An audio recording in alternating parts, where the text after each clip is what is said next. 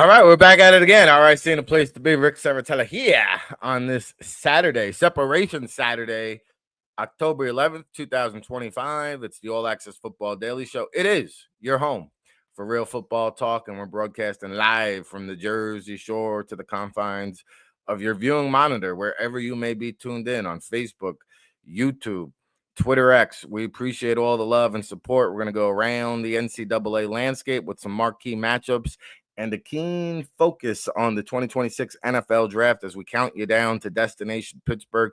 Less than 200 days away to the 2026 NFL draft. The All-Star game circuit will be heating up soon. Invites will be going out. We're getting closer. A lot of anticipation for not only the college football schedule, but also the storm brewing here at the Jersey Shore. We got boots on the ground. We're bracing for the best. Stay safe out there, my friends. And each and every Saturday, we have our residential scout, former NFL, XFL, CFL scout. He has lived it. He has seen it, starting off at UCLA as a scouting intern and then working his way to the Los Angeles Rams as a scout, also with the Cleveland Browns. Of course, the original XFL, and then later on a CFL executive with several teams, former CBS correspondent, GM Junior Draft Guide, conductor of the football GM and scouting course over at Sports Management Worldwide, and my co-host each and every Saturday here on the All Access Football NCAA NFL Draft pregame show. He is Russ Lande. He joins us right now. Buckle up from Chicago. What's happening, Russ? Not much. It's a beautiful day here in Chicago. I'm pretty sure we're not going to get hit with a storm. So those of you, Rick didn't mention, he's got the kayak already. So I don't have to worry about that here. I'm going to be safe. Yeah, we got the kayak, the slip and slide, the rain gear, everything we're going to need to get through this storm. And, we'll just pray for the best out here, my friends. And, there was a storm brewing for like the first half of that Rutgers-Washington game out west. Rutgers making the cross-country travel, taking on Washington. And I mentioned yesterday, high school alumni Jed Fish, who graduated from Hanover Park, Russ, class of 94. I was class of 98. And Rutgers made this a close one. It was actually tied 13-13 at halftime. I was feeling pretty good. And then, boy, oh boy, boom. Denzel Boston, boom. Washington, they just lit up the scoreboard. They winded up taking this one easily. Any takeaways there from the game last night under the Friday night lights? Yeah, I mean, I think you have to look at Washington showed in the second half. They made some adjustments. They put Damon Williams, their quarterback, in a position to really sort of separate himself. And I mean, he threw for 400 yards, ran for another 136. So I think it shows you how dynamic the kid is and what a good job the coaching staff did after the first half, saying, hey, what do we have to fix to get our offense on track? And really that's what they did. And they were able to win a game against, I think, Rutgers at 3-3 is one of the better teams. They're definitely a team that's probably worthy of top 20, 25 consideration, but they've run into some really good opponents. So I think Washington did a heck of a job to win this game the way they did. Yeah, that Damon Williams, it looks like a future prospect. I think just a sophomore, had a phenomenal day, especially there in the second half. And, of course, Denzel Boston, we all remember David Boston coming out. And Denzel making a name for himself, 5 catches, 98 yards, 2 touchdowns. What stood out to me are these lengthy, big cornerbacks that Washington had, and they got Tacario Davis back last night, who came over. And both of these guys, Tacario Davis and Ifeanyi Prysock, I probably butchered his first name, but they're like his first name. Yeah. Well, they're like the Twin Towers. They're both 6'3", 190, 200 pounds, lengthy. They came over from Arizona with Jed Fish, and Tacario Davis said he transferred back there just because, Fish calls Washington the 33rd NFL team. And Tacario Davis was very high on the radar, had a phenomenal sophomore season, 14 pass deflections. He actually missed the last 3 games with the rib injury. But Prysock, a little bit more reliable in man coverage. I thought Tacario Davis has a little bit of hip stiffness. I'm not sure if he's going to be a corner at the next level, maybe a safety. But Prysock, pretty good-looking player. There is some immaturity issues there. He does play special teams, has a blocked kick, and length, agility.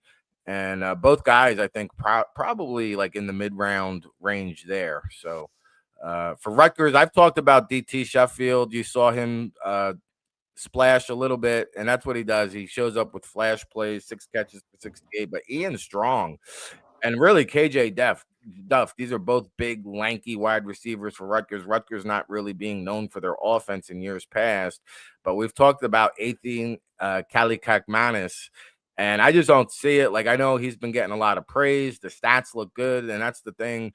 I see a lot of people doing the box score scouting, and his numbers look so good, and it's like, yeah, but costly interceptions and key moments for Athan Kalikakmanis. The captain, Dario DeJaborn, the linebacker, Canadian product, had a big forced fumble there, but it was just not enough for the Rutgers Scarlet Knights, falling to Washington Huskies. Washington now 5-1. They win this one 38-19 after being all tied up 13-13. Couple other games in action last night. We've mentioned Bryce Brown from USF was in action. EJ Warner threw 3 interceptions there for Fresno State, and an upset loss to Colorado State. But today, Russ, we've got big games on the docket, man. We're going to get into some of these marquee matchups. Separation Saturday, right? We're going to start finding out who the contenders are, who the pretenders are. A lot of these games come with not only conference ramifications, but college football playoff ramifications. And I really like this new Big Ten rivalry that's developing between Michigan at USC. This one's going to be a primetime affair, 7:30 p.m. over on NBC. And Michigan is back up to number 15 in the polls at 4-1. USC kind of hanging out at 4-1. We've talked about Lincoln Riley there, and he does have 5 quarterbacks currently starting in the NFL, which tells me you got to take a good look at the quarterback there, Maeva. But what do you got for this Michigan at USC showdown affair? Well, firstly, I think it's sort of funny now that they're in the same conference, because back when I was growing up, that was always the big Rose Bowl. Was Michigan versus either USC or UCLA. That was like the big game every year that everybody wanted to see. Now you get to see it on a regular basis. I think we've talked about Michigan a bunch. I think what's so impressive is you can look at Underwood and what they do on offense, and I think each week he's growing and maturing, even though he's still obviously a very young quarterback. But their defense is really a physical unit. They keep games close. I mean, when you have the Derek Moore, Ray Benny, Trashawn Barman on that D-line, they control the line of scrimmage. They make it very difficult for the opponent to do much. I think they're going to have USC a tough time with that defensive line. I think that's going to be the challenge of the game. USC has some good players. Their center, Reed, good football player, not a big kid, a little under 6'3", 320. Good football player. I think he's got a legit chance of being a late round consideration NFL guy. They have a good tight end in Lake McCree, but I think they're going to struggle to control the line of scrimmage. I think Michigan, with those 3 guys, are going to be a tough group to control. I do think USC on defense will be able to keep it close, but the question is, can they do enough defensively to keep it close? Because, I mean, they have some good players. When you look at Anthony Lucas, a really good football player, defensive end, more of a guy that's sort of a tweener. They play him as sort of an end, and then they flop him inside here and there. 6'5" and change, 279. You have Eric Gentry, sort of a unique kid. They play him at Sam. Some people have him as an inside linebacker projection for the NFL, but he's over 6'5". There aren't a lot of guys at 6'5" playing inside the NFL, only 222 pounds. Where is he going to fit at the next level? I think he's probably going to be that big, long Sam. And in today's NFL, where everybody wants to play, whether it's the Pitts, one of these elite receiving tight ends, I mean, you get a kid that's 6'6" and change, 220. To me, that's a guy you pin up on one of these big tight ends and say, go take him out of this game. So he's a really intriguing guy if you're going to watch just for the sort of the NFL draft side of it. And let me throw one other guy. If you're a draft nut, you really want to watch and waste your time or whatever you want to do, watch special teams for USC and look at Hank Pepper. He's their long snapper. This kid is not ideal size for the NFL. He's a little bit under 6'1" and 212, but he's accurate. He runs down like he's like you cut a chicken with his head cut off, and he's often around the play, which is not often the case for snappers. Often they're just running down, they're unathletic. This kid ain't going to break any records in terms of speed, but he seems to be around the ball making plays more than you expect. If you're a special teams guru and you love the NFL draft, take a look at Hank Pepper. This kid's got a chance to be a late round pick. Worst case, he'll be a priority free agent. Love it. That's why we bring Russ Lande on the big show. And the way you describe him, it reminds me of Rex Sunahara coming out of West Virginia a couple years back. Somebody who loved to go down there and make a tackle after snapping the ball. And I'll stick to the special teams because Michigan's got a kicker on the NFL radar, and Dominic Zavada. They do.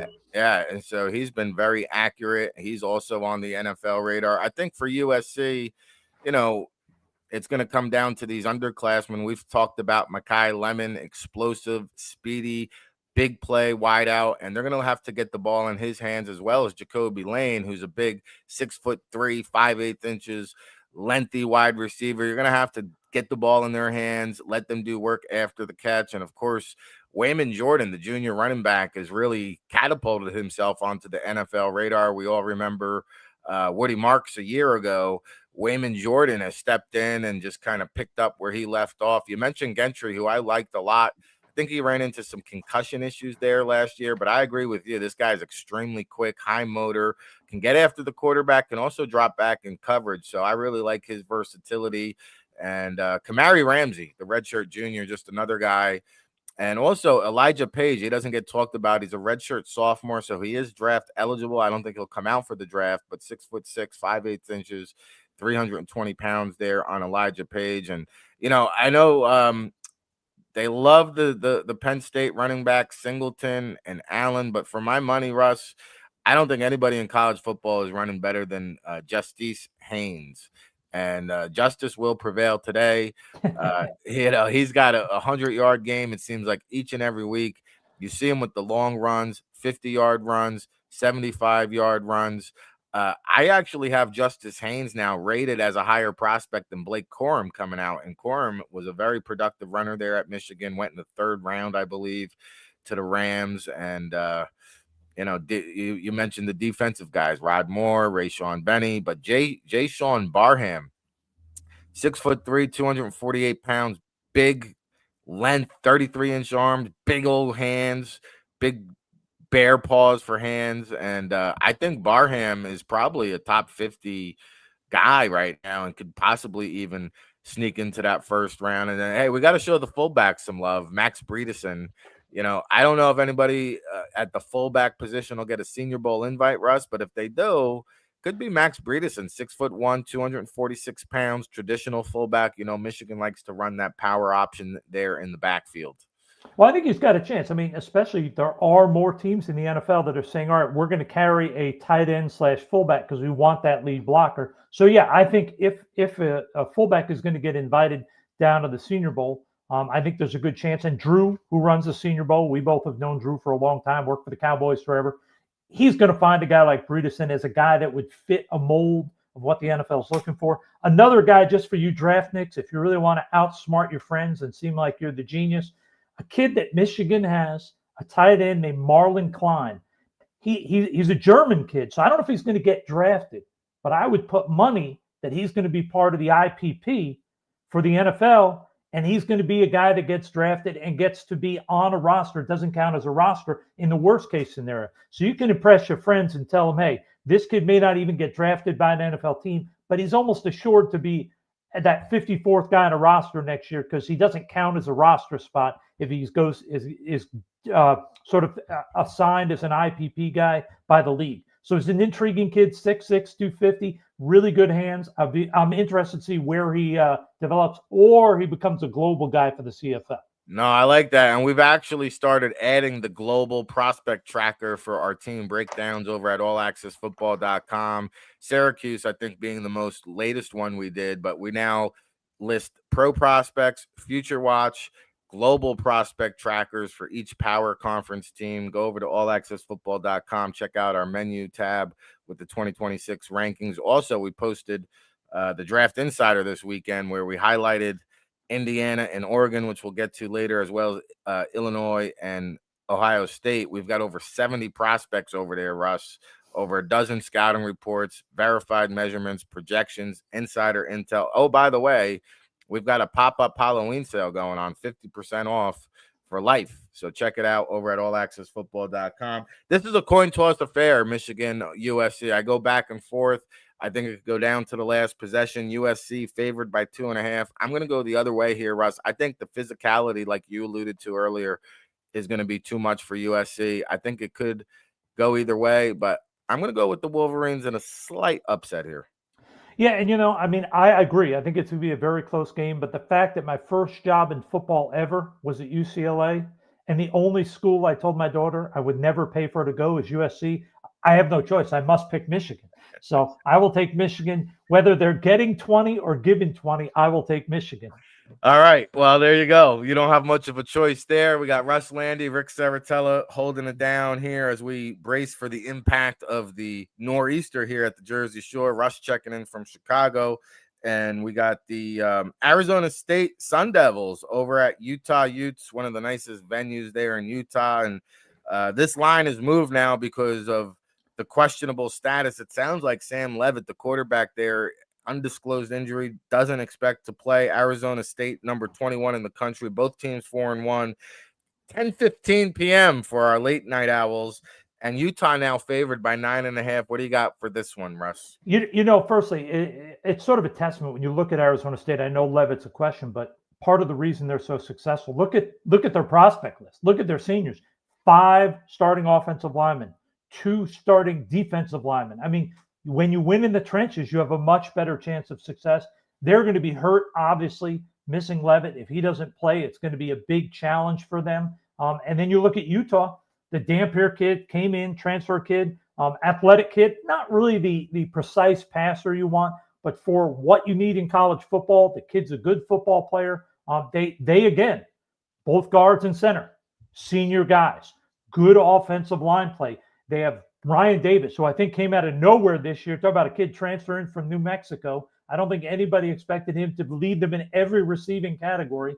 And then they have this big kid, sort of a tweener tight end receiver, Bentley, big athletic kid. Those 2 guys with that offensive line and Dampier, I think it's going to make it tough for Arizona State to keep up just because of the quarterback.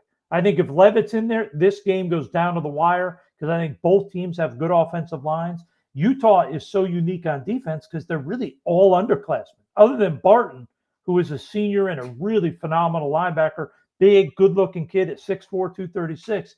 They have a lot of young guys, and it's really impressive what they've done there in terms of developing these young players to be able to compete at such a high level. They don't have many senior draft-eligible guys on the defensive side of the ball. Yeah, you mentioned Lander Barton for Utah. His film was really impressive to me last year. I actually had him as a top linebacker prospect, and I don't think he's not going to jump off the page in terms of athleticism. The stats aren't going to look phenomenal, but this guy just covers sideline to sideline. Reminds me of the Titans linebacker that I saw they have over there in training camp running around. His name is slipping my mind, but 6'4", 236, pretty good athlete, not great, but he's a guy, Russ, like he probably doesn't get into the first round, but he's a guy with a high floor who I think is going to start at the next level, that Lander Barton. We've mentioned the Utah offensive tackles plenty on this show. Spencer Fano, the junior, right tackle. Caleb Lomu, though, the redshirt sophomore at left tackle. I like his upside a little bit more. Not too many people are talking about him. It's quite possible Utah could have 2 offensive tackles taken in the first round, should they declare early, obviously. And then one other guy, Teo Johnson, the redshirt junior cornerback for Utah, 6'1", $192 out of Idaho Falls. Not too many guys hanging out in the NFL from Idaho, so we got to shine some spotlight there. And of course, Arizona State. It's the Jordan Tyson show, right? This guy's probably projecting towards the top 5 overall selection. He's got size at 6'2", $195. He's got speed. He's got breakaway speed. Great route runner. And there's not much he can't do, in terms of that Jordan Tyson. Now, Levitt, we mentioned, probably is not going to start in this game. They do have a journeyman in Jeff Sims, who you might remember once upon a time back at Georgia Tech with Jeff Collins, showed some promise early on in his career, hung out at Nebraska for a season, didn't really work out until Raiola got there. And he does have, I think I saw he has 29 career starts.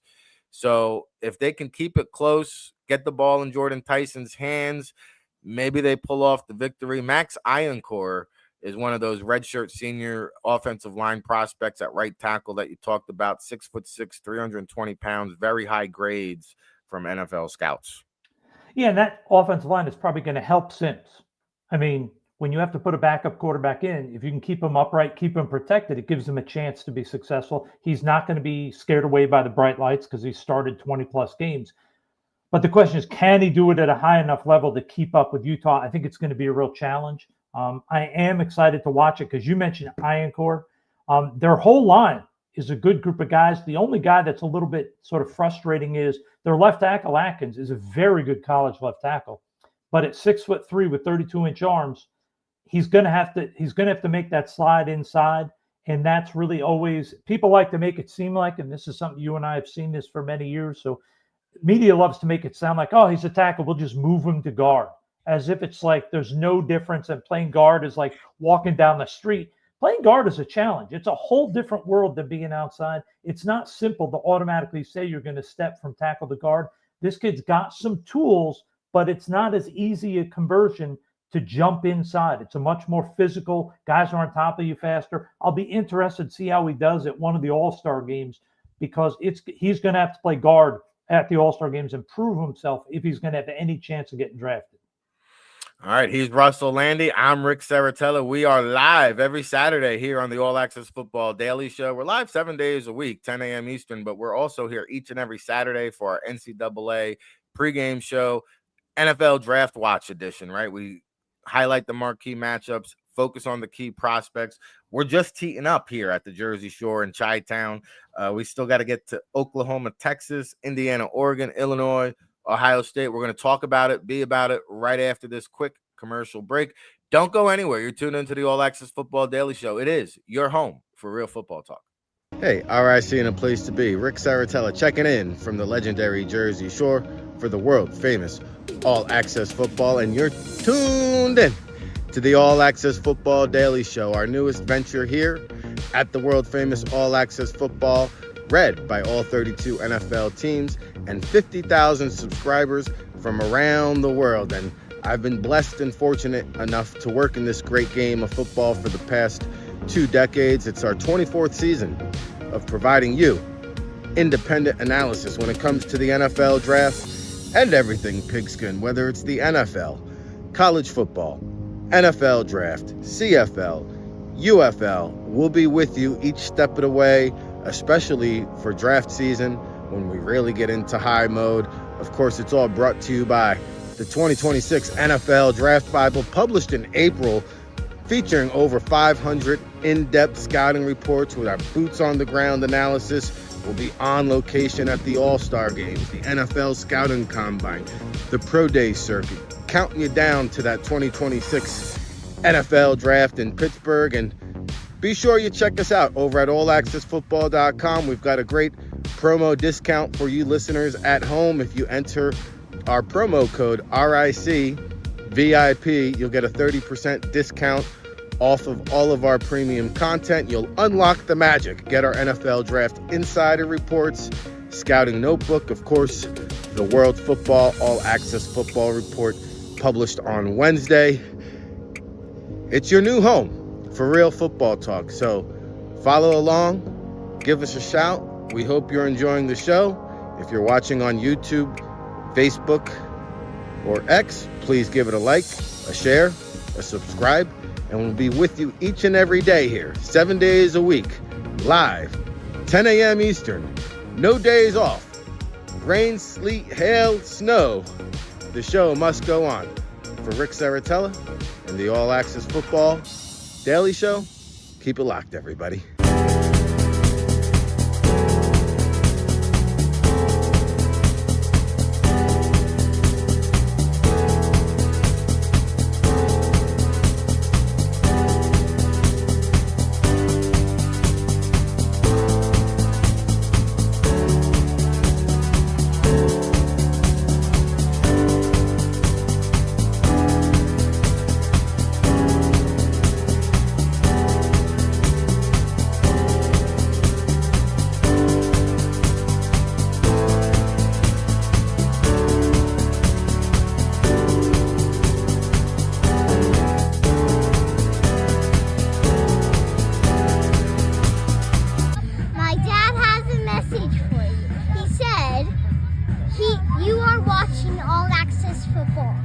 All right, we are back at it again here on the All Access Football Daily Show. I am Ric Serritella here on this October 11th, 2025, broadcasting live from the confines of the Jersey Shore onto your viewing monitor, wherever you're watching, Facebook, YouTube, Twitter, X. Please smash that like button, share it, subscribe it, go to the allaccessfootball.com, follow along on the Draft Insider. If you subscribe today, you'll save 50%.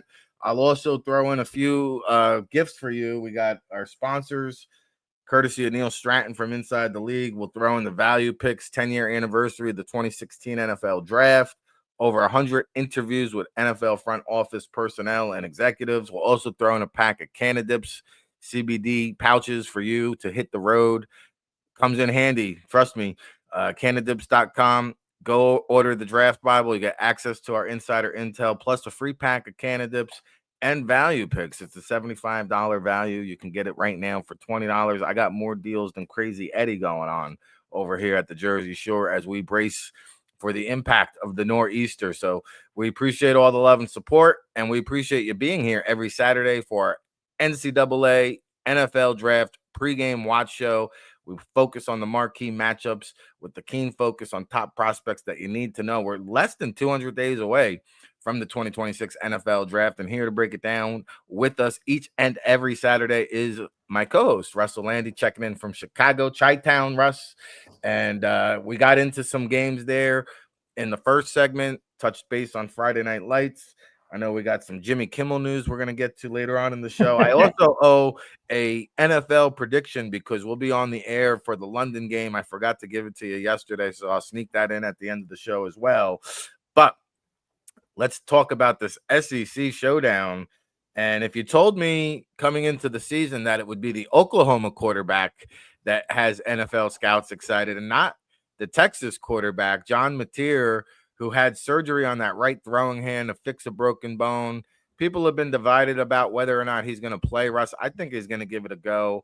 He's been telling the people there at Chipotle, anybody that asks, he's playing no matter what. And he was a Heisman frontrunner prior to that injury, but I think Mateer and Arch Manning are the main storylines here for this Oklahoma-Texas affair. 3:30 p.m. Eastern on ABC, number 6 Oklahoma, 5-0. Hard to believe the Texas Longhorns sitting here at 3-2. I think their season hopes hinge on this matchup. Well, there's no question. And firstly, I just have to say, you mentioned value picks from Neil Stratton. He was nice enough to give me a free copy. Nice. And I told him I had been reading my one book, had to finish it. So I finally finished it, read value picks. If you love football, you love the NFL, you want to know what really goes on behind the scenes, why players get picked, counter to what the media is talking about, pick up value picks. It talks a lot about the stuff that Rick and I have known for years about things that change players' draft stock that the people in the media have no clue about, and really get great insight as to why decisions are made and sometimes why bad decisions get made. That's part of football. Get the book. You'll love it. In terms of this game, I can't see any way Mateer doesn't play. I mean, you're talking about he transferred there. He's going to Oklahoma. He knows the history. It's the Red River game. You think this kid is not going to get out there and play? It's his chance to help Oklahoma win the game, and you hate to say it, and for him to outshine Manning, right? I mean, anybody who thinks that's not going to play into it is crazy. I mean, Mateer's a guy that I think both of us thought coming there from Washington State, maybe he was a draftable guy. Interesting to see how his year's going to go in Oklahoma. Kid's played above and beyond anything we thought. I mean, athletic, accurate, smart decisions. Hopefully the wrist is what the surgery went well, and when he comes back, he's the same guy. I'm excited to watch him. We've talked before about the Burks kid, the receiver he throws to. They also have Keontez Lewis, who's sort of come on this year. Not a guy that was known coming into the year, big, tall receiver. And the kid that we also talked about, not a highly regarded NFL guy, but the tight end, Kanek. I mean, they've got weapons there. If Mateer is there with their offensive line, with Derek Simmons there, the Fabechi Nuwani kid helping out at guard, I think Texas is going to have a hard time slowing down this offense if Mateer is there and he's healthy. I think when you look at Texas, and I was talking to a bunch of people, both NFL and college this week, trying to get a feel for where Arch Manning is. And the comment I kept hearing is, hey, this is a kid that basically is playing his first year of college football in terms of starting games, and the game is not slowed down for him yet. And they said when you watch him in the pocket, he looks slow and methodical almost going through his progressions. It just hasn't gotten to the point where he's speeding up and making quicker decisions. And a lot of the time, it doesn't happen that first year. A lot of time, the first year, it's what can I physically do while the game sort of catches up to me over the course of the whole season. So I think he's having the normal issues. Will he become the player we hoped? I don't know. It's a guessing game. Some guys come in, it's slow. It takes them a while for that button to click and the game to slow down. And then the second or third year, the lights go on and boom. Other guys, it's an always thing. It never speeds up for them. And that becomes a problem. So we're going to see where he goes. I mean, Texas is a team, to me, when I look at them, they're basically every game they're clawing, scraping to keep it close enough to have a chance. They're not really, to me, I know they were ranked number 1 coming in the season by a lot of the media outlets. When you watch them play, I don't see a lot of game breakers. I don't see a lot of impact game changers. I think they're going to have a hard time staying with Oklahoma today. Yeah, it's crazy. Texas and Penn State, 1 and 2 in the preseason rankings, both out of the top 25 entirely. Hard to fathom. And I agree with Manning because I watch almost every Texas game and you're just waiting for it to click. And the guy has like completely clean pockets and the throws just, are off the mark. Now, the thing is, he does flash an occasional big throw that makes you say, wow. So you see it. Yes, exactly. In glimpses, right? But it's just not there consistently. Now, I mean, the kid was a 4-time All-State, state champion, rewrote the record books down there in New Orleans. So he's got talent. It just hasn't really materialized like we thought it would. And, Mateer has come in here. I'll say this about Mateer. I'd like to see him become more than just a one-read quarterback because I do feel like he tucks and runs it. If that first read isn't there, it's more of a playmaker point guard style at this stage. But I understand the allure, the skill set, the versatility, the agility, throwing on the move, something he does very well. And Jaden Ott, I mean, what has happened to this young man? Because I really liked him a couple seasons ago. He's been unheard of. He was banged up and injured. And, it was just crazy to see Ott there just not be able to get the wheels going this year. And then R. Mason Thomas, the edge rusher, 6'1" and 5/8, 249 pounds, 31 and 6/8 inch arms. He started to heat up in recent weeks here. He is a senior, Russ. I don't know about his next level prospects. Maybe he sneaks into the day 3 range as a stand-up guy out on the outside. Well, he's sort of that tweener guy, right? 6'1" and change, 249. Is he a guy you really want with the hand in the ground? Does he have the twitch to get the edge? Or is he a guy that's going to play upright? I tend to think he's going to be a guy with his hand in the ground coming forward. When I watch him play, I see a guy who's got a little bit of twitch. He seems to know what he's doing. My concern always with a kid who's primarily going forward is most of when you try to make him a linebacker at the next level, they fail. This kid, to me, when I watch him, I see an athlete who has a knack for going forward and making plays, not a guy who's going to be productive dropping and playing 70% of the snaps off the ball and in coverage. So to me, is he a guy that's going to get drafted? I'm not sure, but I tend to think he will, and I think it's going to be going forward as a hand-in-the-dirt guy. Yeah, one other guy, hand-in-the-dirt prospect we got to mention, Marvin Jones Jr., of course, Marvin Jones Sr., good friend of the show, Florida State Hall of Fame inductee, and his son has bounced around now, landed in Oklahoma, and he's another one. You're just kind of looking for the light bulb to come on and put it all together. I will say Robert Spears Jennings has played very well, the safety there. He's kind of in that mid to late round range at 6'1", 211 pounds, pretty good range. And Grayson Holton, defensive tackle there, just another guy to keep an eye on. But we mentioned Deion Burks is going to be the big play threat. And then Derek Simmons, their offensive tackle, another guy, Russ, 32 and 2/8 inch arms, 6'5", 318 pounds. It's kind of hard to find a home for guys like this. It really is. I mean, a lot of it really comes down to when you look at guys like Simmons, because when you first look at him, you think, oh, look, 6'5", 320, that's the physique you want. But you look at the arms, they don't hang real low.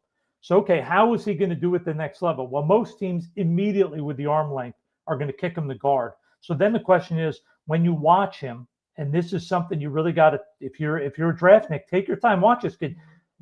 think to yourself in your head, can he bend his knees? Can he sink his hips well enough to play inside? Because one of the big differences between tackle and guard is that guard, guys are on you instantly. And they're bigger and stronger than they are when you're out at tackle going against defensive ends. So guards have to be able to play with leverage. They have to be strong at the point of attack, and they have to be able to do it instantaneously. Tackle, you have a little bit of slide space. You have a little bit of time to get out there. I am interested to see Sims, similar guy. I would bet he will be at one of the smaller, not the senior of the East West, but potentially like the Tropic or the CGS, playing guard. And NFL teams, they would love to see a kid from a major program at 6'5", 320, be able to handle the transition. I think he's going to get an opportunity at the NFL, whether it's drafted or as a PFA, but it's going to be a guard. Maybe center, but most likely guard. Yeah, I agree with that. A couple other underclassmen to watch here for the Longhorns, most notably Trevor Gooseby, redshirt sophomore. Some talk that he might think about tipping his toes into the draft pool at 6'6", 315 pounds, the left tackle for the Longhorns. And then the backfield, redshirt sophomore CJ Baxter is kind of taking the lead there. He is draft eligible, as is Quintrevian Wisner, the junior, 5'10", 195. So they got the 1-2 punch in the backfield. And then on defense, Anthony Hill Jr., the junior linebacker, plays off ball, can get after the quarterback. Hasn't had the year that he wants, but I still think he's in the first round mix. And then Malik Muhammad, the cornerback, junior, just a shade under 6 foot, 190 pounds. I think he's a mid-round pick. And Michael Taffy, who has a bunch of production. His draft grades have been somewhat of a mixed bunch at 6 foot, 195 pounds, but just some names to know on the Texas side of the ball there. And then, of course, Trey Moore, who's been a little bit disappointing, I think, this season on the edge, 6'2" and 5'8", 245 pounds. Yeah, I mean, I think when you look at it, it's a game that, I mean, I want to see what we're going to get here. Is this going to be the matchup we hope and a close game, or, and I have a bad feeling, I think this could be a runaway game. I hate to say it, I think this could be a big win for Oklahoma. I think it could be I hate to say it, I think it could be a 2 or 3 touchdown win. Surprisingly, Texas is favored by 1.5 at home.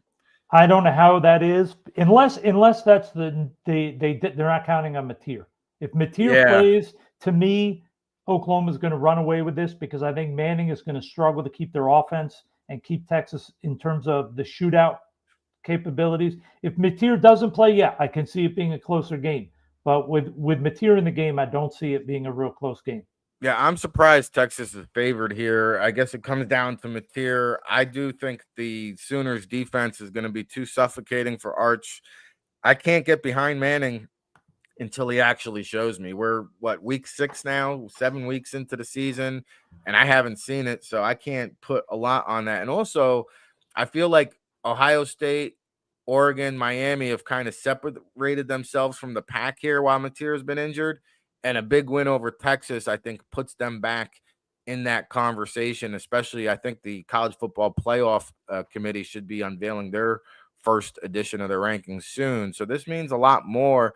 Well, I don't want to say it means more to Oklahoma, because Texas, they're not out of the college playoff entirely. Like, if they win today, they got a lot of big games down the road that they'll have to win out, essentially. But yeah, if they do win, they keep the college playoff football hope alive. Although I'm with Russ, I think it's Oklahoma.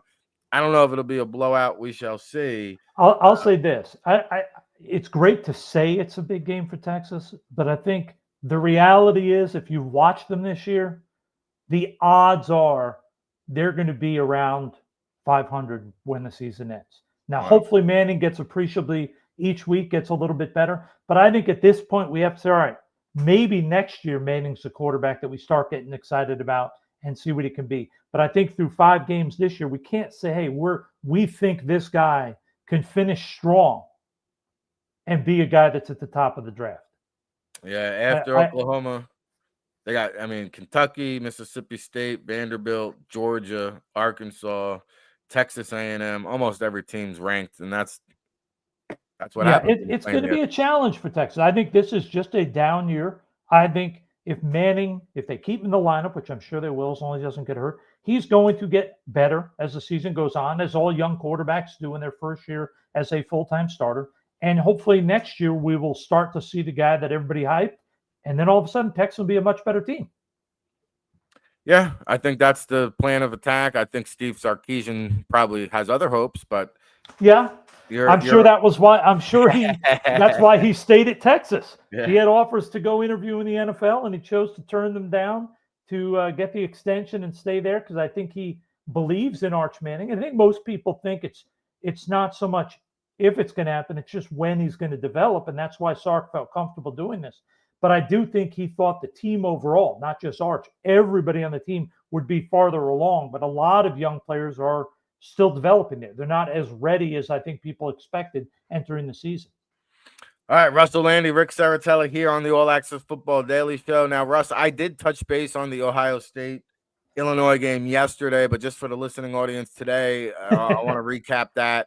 Caleb Downs obviously is one of the top blue chip prospects in the nation for Ohio State there, and they've been an NFL factory with 68 guys currently on NFL rosters. It's unbelievable when you think about it. And some guys they here maybe potentially first round bound. Carnell Tate, I mean, this guy, Ohio State, you see it every Sunday. Ohio State wide receivers making plays all over the field. Of course, we're waiting on Jeremiah Smith for next year's draft, but Carnell Tate pretty good in his own right. And then Arvell Reese and Sonny Styles, two linebackers trending towards the first round. Reese has really come on this year at 6'3", 238 pounds. And we've talked about Sonny Styles, who runs faster than most running backs at 6'4", 237 pounds, just a physical specimen. Max Clear, probably a day 2 selection at tight end. The cornerback, Jermaine Matthews, has really elevated his draft profile, maybe even a potential first-round pick, as has Kenyatta Jackson stepping up. We saw those starting defensive ends leave. In comes Kenyatta Jackson. Ethan Onawana, the tackle there, also on the NFL radar. I mean, the list goes on and on and on for the Ohio State Buckeyes. Again, we got them all laid out over at allaccessfootball.com for our draft insider. Illinois, Gabe Jackas, 6'3", 279 pounds. He's living on the edge, Russ, and wreaking havoc in the backfield. He's and they have the two tackles, right? I mean, Davis, Priestley, you have two guys that are legitimate NFL linemen. Now, I think with Priestley, you're talking as a guard, but I mean, there are two guys that NFL teams, I think, believe can come in and play in the NFL. So I think this is a team with talent. Now, can it compete with Ohio State? I think it's going to be a very big challenge, but it'll be a fun game to watch. That's for sure. Yeah, and one other guy, Hank Beatty, who wasn't on the National or the Blessed, though, 5'10" and 4/8. He's a he just has played good ball this year. Yeah. I don't know how the teams are going to label him. He may sneak into the day 3 equation. Tell you one thing, he runs better than people thought. Yeah, I think a lot of people coming in the season said, "Oh, typical possession guy, can't run." He's got a little twitch. I'm not saying he's going to be a 4.3 guy, but I wouldn't be shocked if high 4.4s, low 4.5s. Oh yeah, he's got a little more juice than people give him credit for. They're just waiting to put the Hunter Renfrow comparison. Yes, no doubt. But Ohio State, surprisingly, I guess not, because Indiana took them to the woodshed a few weeks back. Illinois has since bounced back, but Ohio State 3-score favorite, 14.5 points. I think they cover here. How about you? I do too. I mean, trust me, I like what Illinois has done. I think Brett is one of the better coaches in terms of getting guys, developing them, making them better. But I just think overall talent, when you look at, hey, lining up ones versus ones, Ohio State's got a big advantage. So I think if Illinois, if they're going to win this game or even keep it close, they're going to have to play from ahead. Because if they get behind, that's like letting the dogs free on that Ohio State defense. They're going to be tearing after the quarterback. It's going to be hard for Illinois to stay in this game. I want to see Brett and those guys win. I think it's going to be real tough. I think Ohio State wins this one, and I wouldn't be shocked if it's over by halftime. I hate to say that, but yeah, it wouldn't surprise I agree. me. I think it is going to be over at halftime, and if Illinois covers, it'll be a backdoor cover because Ohio State has their backups in, and this one's going to start off at noon Eastern time. Over on, where'd you go? I don't have it in front of me. It's on the website. All right. Russ Lande, Ric Serritella, breaking it down, chopping it up. We got about 10 minutes left in the show. We're going to take one more break on you. But when we come back, we're going to talk about the marquee matchup. We've got number 7, Indiana, who we just mentioned, 5-0, traveling over to Eugene, Oregon, who are number 3 in the nation, those Oregon Ducks. Also 5-0, of course, the marquee storyline here. 2 of the potential top signal callers going off against each other, Fernando Mendoza, Dante Moore. We're going to talk about it, be about it right after this. Don't go anywhere. Hey, RIC in a place to be. Ric Serritella checking in from the legendary Jersey Shore for the world-famous All Access Football, and you're tuned in to the All Access Football Daily Show, our newest venture here at the world-famous All Access Football, read by all 32 NFL teams and 50,000 subscribers from around the world. And I've been blessed and fortunate enough to work in this great game of football for the past 2 decades. It's our 24th season of providing you independent analysis when it comes to the NFL draft and everything pigskin, whether it's the NFL, college football, NFL draft, CFL, UFL. We'll be with you each step of the way, especially for draft season when we really get into high mode. Of course, it's all brought to you by the 2026 NFL Draft Bible, published in April, featuring over 500 in-depth scouting reports with our boots-on-the-ground analysis. We'll be on location at the All-Star Games, the NFL Scouting Combine, the Pro Day circuit, counting you down to that 2026 NFL Draft in Pittsburgh. And be sure you check us out over at allaccessfootball.com. We've got a great promo discount for you listeners at home. If you enter our promo code RICVIP, you'll get a 30% discount off of all of our premium content. You'll unlock the magic. Get our NFL Draft Insider Reports, Scouting Notebook, of course, the World Football All Access Football Report, published on Wednesday. It's your new home for real football talk. So follow along, give us a shout. We hope you're enjoying the show. If you're watching on YouTube, Facebook, or X, please give it a like, a share, a subscribe, and we'll be with you each and every day here, 7 days a week, live, 10 a.m. Eastern, no days off, rain, sleet, hail, snow. The show must go on. For Ric Serritella and the All Access Football Daily Show, keep it locked, everybody.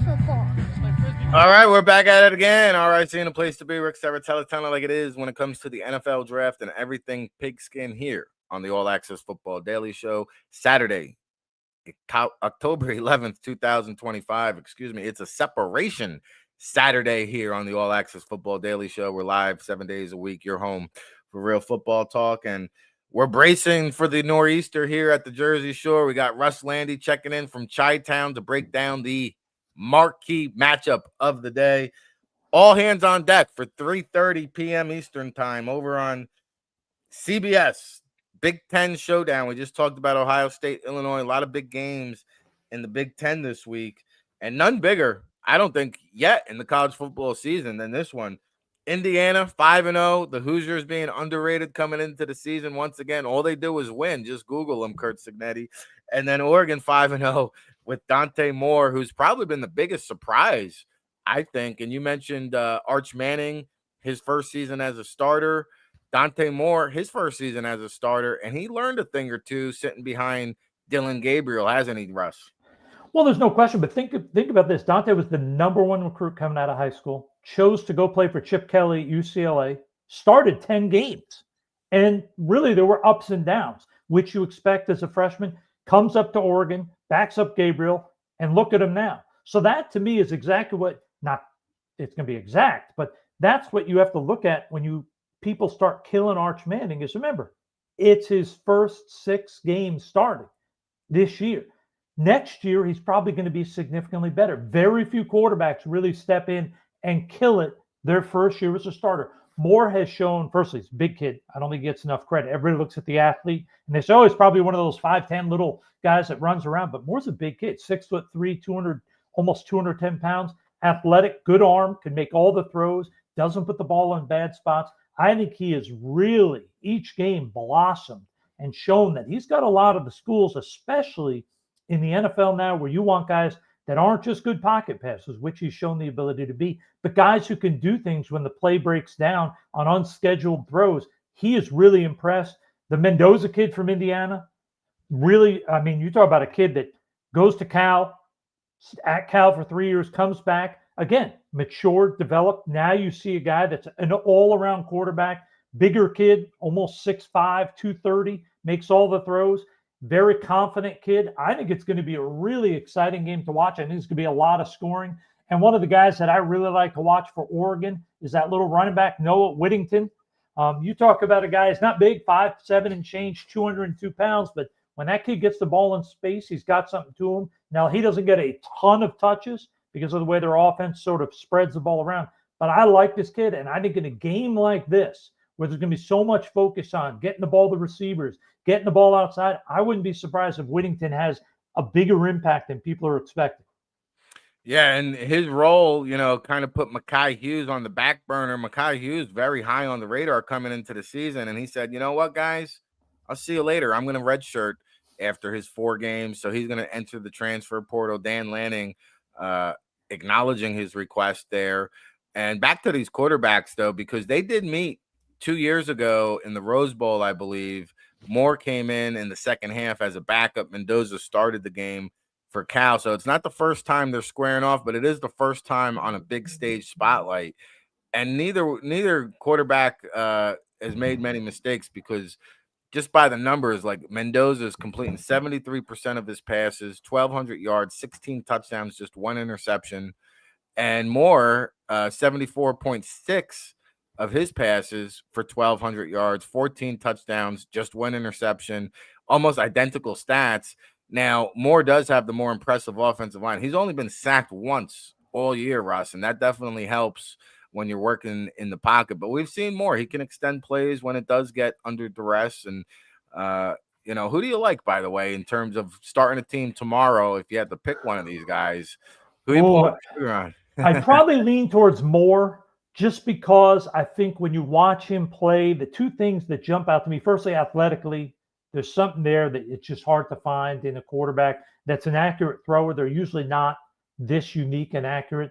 The other thing I really like is, not that Mendoza didn't go somewhere and transfer back, but this kid was the number 1 recruit. He goes to UCLA. When things didn't work out there and he wasn't great and he transferred, he got a lot of bad media. A lot of people jumped on him saying, look, he's quitting, he's leaving, he's not going to be the guy. And what does he do? Matures, develops, comes to Oregon, backup, doesn't complain, does his Change job. the narrative. Yeah, exactly. Change the narrative. And not only the narrative, but what's one of the hardest things in the NFL is dealing with the constant emotional ups and downs, wins, losses, injuries. This kid, to me, has shown really remarkable maturity for a young guy. And I'm not trying to knock Mendoza. I don't think he's been challenged like that yet. He hasn't had that media focus like Moore did. And I think Moore is maybe just a little bit right now more ready to handle that. And there's something about the kid. He's really intriguing. I love watching him. That Penn State-Oregon game, I was so impressed with this kid. There were a few times where he got pressured and it looked like he was going to throw the ball in no bad spot, but no. He took an extra beat of a second and he either found an open guy, threw it away, or just ran with the ball. Very impressive kid. Stunning the difference between UCLA to here. Yeah. And by the way, I did a mock draft on Wednesday in the All Access Football Report. You guys can check it out. I had Moore and Mendoza both going very high. I'm still a Carson Beck guy, Russ, for whatever it's worth. I think Beck is the most pro-ready quarterback prospect. He's going to stay number one on my board for now, but I like Moore slightly over Mendoza. And it's funny to say, like, you watch him, you say, what is the it factor? Dante Moore has it. And I think he's just a gamer, a winner, and can put a team on his back. So I'm a big Dante Moore fan there. On the offensive side for Indiana now, look out for these playmaking wideouts. Elijah Surratt came into the season with all the hype, all the PR and media blitz, 6'1" and 6'8", 206 pounds. But it's been Omar Cooper Jr., the redshirt junior, who's kind of stolen the show, 6 foot 204. They also get back D'Angelo Pons from injury, the cornerback there, a slot prospect for the next level. And Aiden Fisher feels like he's been there forever at 6 foot, 232 pounds. Just another name you need to know for this matchup. Again, over at allaccessfootball.com, we've got over 70 prospects for Oregon and Indiana, as well as Illinois, Ohio State. We've talked about Isaiah World in the past. He's got to cut down his penalties. He's still hanging on hopes for first round. And then Tua Woda, Titum Tua Woda, and Mateo Ugalele. These two guys are skyrocketing up boards. Ugalele reminds me of Highsmith, Alex Highsmith, a little bit there for the Steelers. Just high motor, relentless in pursuit. He gets a lot of effort sacks, right? He just never gives up on the play and finishes. And then Kenyon Sadiq, the junior there for Oregon, a lot of people feel like he might be the number one tight end in this year's prospect. And then a Cal transfer, Bear Alexander, who kind of fell off the radar for a season or two. He's back on the radar, 6'3", 315 pounds. And we've got to, of course, mention Evan Stort. If you have a need for speed, Stort is probably in the top 50 overall equation. Any follow-ups there, Russ? Yeah, I mean, I agree with you firstly, but I'm going to go sort of the back like we talked on the first one with the special teams. Another guy to take a peek at here, long snapper for Oregon, Luke Basso. I like this kid. You don't get many long snappers in the 6'3" range. He's not a real fast kid running down the field, but he's a good, accurate snapper. I like him. He doesn't overdo it. Sometimes when you watch college snappers, they're trying so hard to impress, they put too much juice on it and they lose accuracy. When I watch this kid, I see a very consistent snapper. Take a look at him. He's definitely one of the guys I like watching a lot. I think he's good. I'm just excited. I think it's going to be fun. I like the Beckner kid for Oregon, that linebacker. He's sort of that undersized, classic sort of overachiever type, not real special athletically. He just makes plays. I could see him filling that role of, hey, I'm your fifth linebacker on game day in the NFL. I'm running down on special teams. I'm doing everything you ask, maybe even lining up as an emergency fullback if my team needs somebody to go in there and hit somebody. I don't think he's a starter at the next level, but I do think he's got the ability to stick as a backup special teams type kid. No, I agree there. Prediction time here. Oregon, opened up as double-digit favorites. It's now down to 7.5 at last check. Can Indiana dare keep it close with Oregon, do you think? Oh, yeah, they'll keep it close. I mean, this is not going to be a blowout. I do think Oregon wins, but I think this is going to be a much closer game. I think Mendoza is going to have a good game. They have weapons. They have a good offensive line. They have a very smart center in Coogan. I think it's going to be tough for Oregon to run away. I think it's going to be close until the fourth quarter. If I were going to pick a team, I think I'm going to take Oregon in a real nail-biter. Yeah, I'm with you. I like Oregon to win. I think it'll be closer than people anticipate. It could be a track meet, up and down, high-scoring affair. So we'll be locked and loaded for that 3:30 Big Ten showdown. All right, a couple housekeeping notes that we're going to get to before we wrap up the show here. You sent me the video before we went on air with our good friend Jimmy Kimmel. Jimmy Kibble, I should say, and I wasn't able to open the video. So please enlighten us, Russ. Did Kibble get airtime on Kimmel? He did, and this is what's crazy. So Jimmy Kibble is a good friend of ours. He kicked at Virginia Tech, bounced around the NFL, and his son is a senior receiver at Georgetown, has all the records there. And about 2 months ago, Jimmy and I were talking about how to get him publicity, not so much TV or anything, just so NFL teams knew him, because nobody went in from Blesto or National to Georgetown. So I went down and actually worked the kid out. Measured him, and you'll know, I'll give you the numbers so you'll know what I'm talking about. 6'05", 200, 4.57, verted 35, and a 7.07 3-cone. Okay. Damn. And he's a real smart, well-spoken kid. So you talk to him, you get All right. He's ripped and shredded like both of us were at 21 years old. So this past week, Georgetown pulls off a win on like a 60-yard Hail Mary throw that Jimmy Kibble Jr., or the third, I guess you could say, catches, and somehow someone on Jimmy Kimmel, the late night show staff, hears about it. And what happens? So Jimmy Kimmel does a feature where they mention like 6 kids with funky names. And then he says, but my favorite is Jimmy Kibble. So he shows the highlight, and then 2 seconds later, there's Jimmy Kibble being interviewed by Jimmy Kimmel. Wow. So he How about interviews the that? kid, and he talks to him, and he makes a few jokes about, I like to watch you play because if the announcer mispronounces, it sounds like I'm scoring touchdowns and things like that. And so they had a great little chat, and it's really great because this is a young man who I don't know where he fits in the NFL. Can he make a roster? I'm not sure. He's athletic. He runs better than people think. He has natural athleticism in hands. High character kid. I would love to see him make it in the NFL. But if not, this kid could be a 10-year starter, highly productive guy in the CFL. And he's a smart kid. He's going to be a near 4.0 GPA at Georgetown. He's got a bright future ahead in the world of finance. But I was excited to see him get this publicity. He's a phenomenal young kid, great family, and hopefully it works out and he gets that NFL shot. Love it. I'm sure one of the CFL scouts who were tuned in the show just added him to the neg list. So yeah, exactly. He should be on a neg list up there. There's no doubt. This is a kid that's he up there. When I watch him play, I see a kid that would just murder the CFL. Very cool. Love that story. And also, I noticed, you've got the professor added to your title now. I haven't mentioned that through the first 2 months of our shows, but I should be addressing you as Professor Rusty Lande. Did you get a doctorate degree over there from SMWW? I didn't get a doctorate, but I got my master's. So now I'm teaching at Concordia University.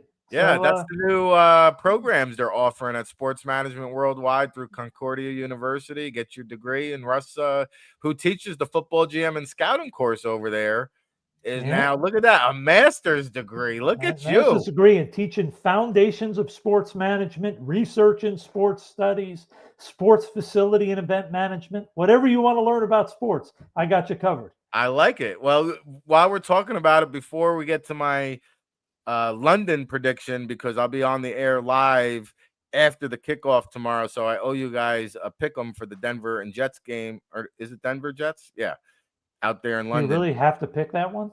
Well, it's going to be a quick pick, but yeah, exactly. We'll try to add. You don't even have to say the full name of Denver. You can just say and then you're done. We'll try to build the drama, okay, for the show here. But before we get to my much anticipated prediction, tell the listening audience at home about the football GM and scouting course, which I know you've been teaching for a very long time. It's a great introduction to what goes on when you evaluate players. Each week we talk about one position. I give you sort of a breakdown of what I look for when I go through film. And trust me, you're not going to take this course and all of a sudden you finish the 8 weeks and you're working for an NFL team.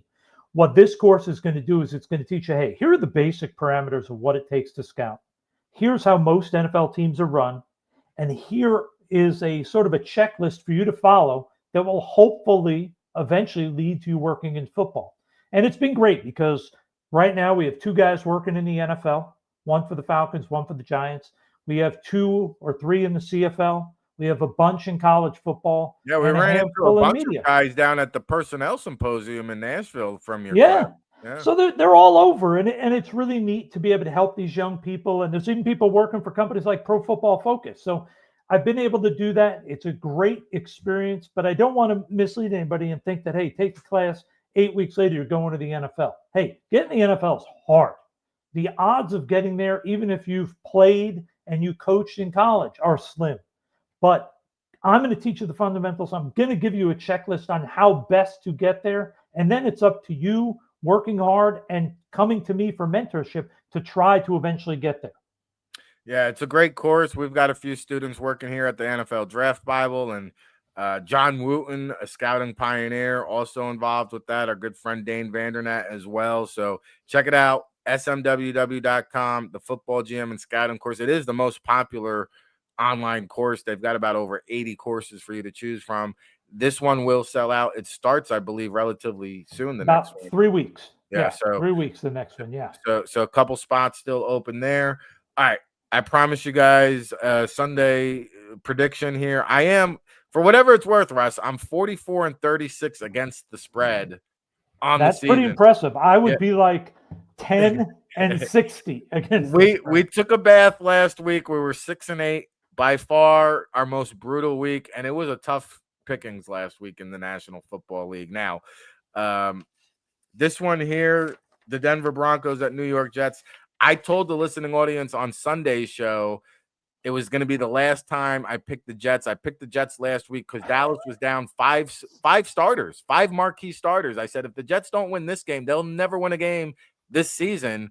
And they have more losses. The Giants and Jets are the only 2 franchises in the NFL with 100 losses over the last 10 years. The Jets have 107 losses. They average more than 10 losses a year. I'm going Denver. I'm going to lay the 6.5. I'm going to lay it comfortably. I got Denver in a blowout here out there in Tottenham. Give me 30-16 with the Broncos. Russell, you were just out there in London. We were, I mean, firstly, what a great place. Could live there tomorrow. But it's weird. I think everybody came into the season expecting the Giants to self-destruct and have everybody fired, which still could happen. But they're muddling along. Jackson Dart is doing his best to keep those people employed, so they're doing okay.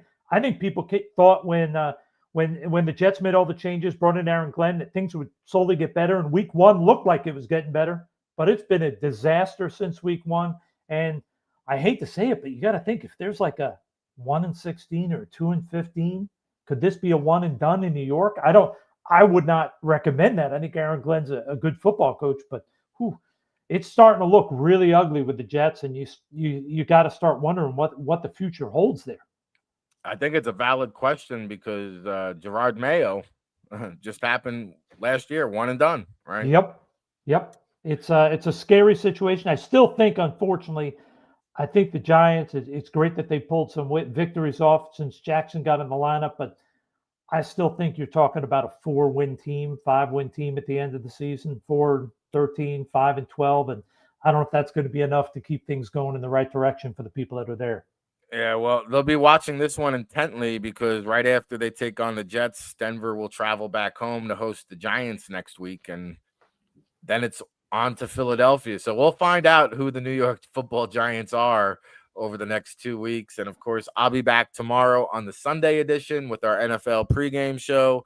Once again, 44-36 against the spread. We're hoping to make it 45 after the London game. I'll have every game on the docket against the spread for you tomorrow. Any parting shots for the people before we wrap it up, Russ? No, today's going to be a nice day. There's no Premier League today, so I don't have to worry about fitting Leeds United in before I get to watch all the college football. So life is good. Everything's exciting. I played hockey a few nights ago. We got the big win. I have another hockey game tomorrow. Still going. Look at you, man. Yeah. Unbelievable. 55 years old and keep getting hurt, but I'll keep getting out there. They got you sitting in goal? No, lefty. You don't want me in goal. That'll be like Swiss cheese.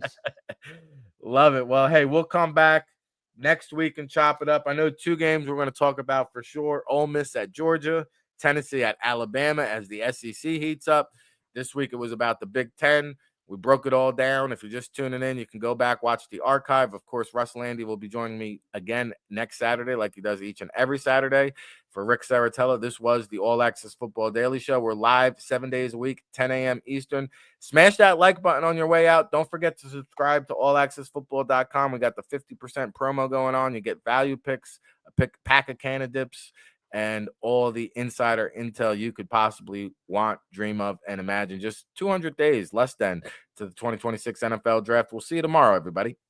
Hey, RIC in a place to be. Ric Serritella checking in from the legendary Jersey Shore for the world-famous All Access Football, and you're tuned in to the All Access Football Daily Show, our newest venture here at the world-famous All Access Football, read by all 32 NFL teams and 50,000 subscribers from around the world. And I've been blessed and fortunate enough to work in this great game of football for the past 2 decades. It's our 24th season of providing you independent analysis when it comes to the NFL Draft and everything pigskin, whether it's the NFL, college football, NFL draft, CFL, UFL. We'll be with you each step of the way, especially for draft season when we really get into high mode.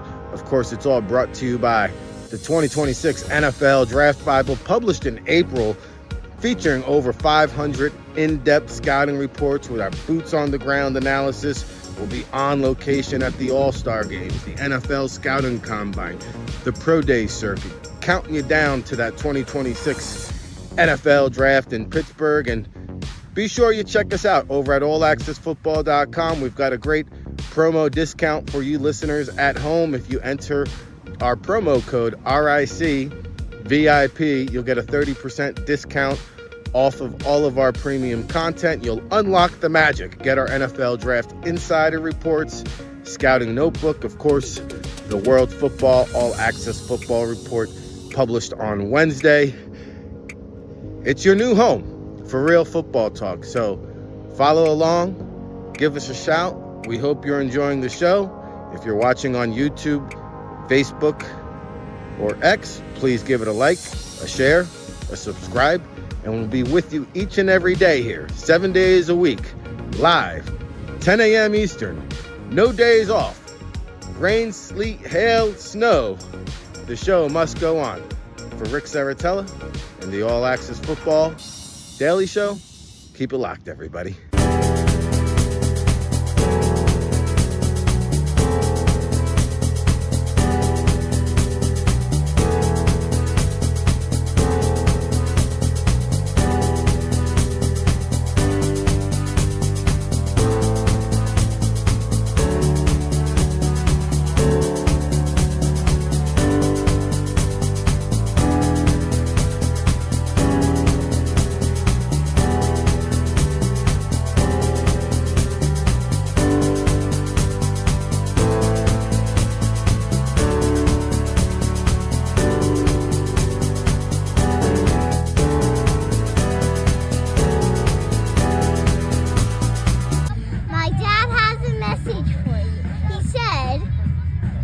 You are watching All Access Football.